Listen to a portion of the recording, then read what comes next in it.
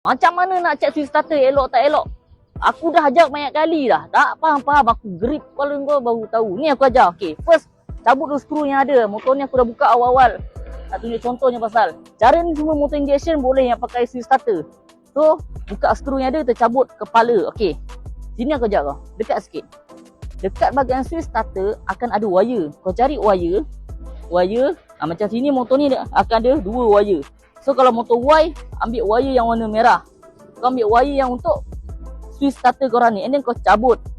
Bila dah cabut, ambil part yang kat bahagian wiring motor korang. Bukan kat bahagian switch starter. Ini switch starter punya wire, soket. Ini korang punya wiring motor. Okay. Cara dia mudah. Ambil je plier.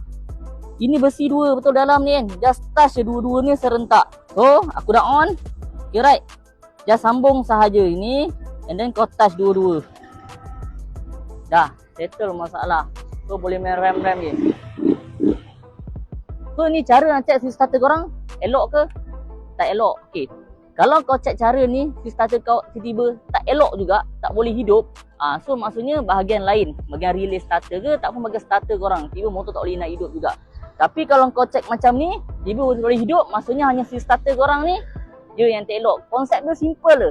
Bahagian killer switch starter kau tekan, api touch, lepas tu kau pergi ke bahagian relay, lepas tu pergi ke bahagian starter, bateri lah. Macam tu lah, lebih kurang macam tu lah dia punya konsep flow api kalau nak check bahagian starter motor korang ni. So simple. Jangan tanya aku lagi. Ini banyak soalan tanya benda yang sama je. So untuk korang, mana yang nak hantar motor korang tu, nak servis, repair, baiki, boleh hantar kat mana-mana cawangan Dana Garage. Sekarang kita ada 6 cawangan. Paling terbaru Dana Garage Bukit Mewah, Gajang. So kita pun tengah ada package yang murah-murah sekarang. Apa-apa boleh datang ke mana-mana cawangan mana yang nak servis motor korang.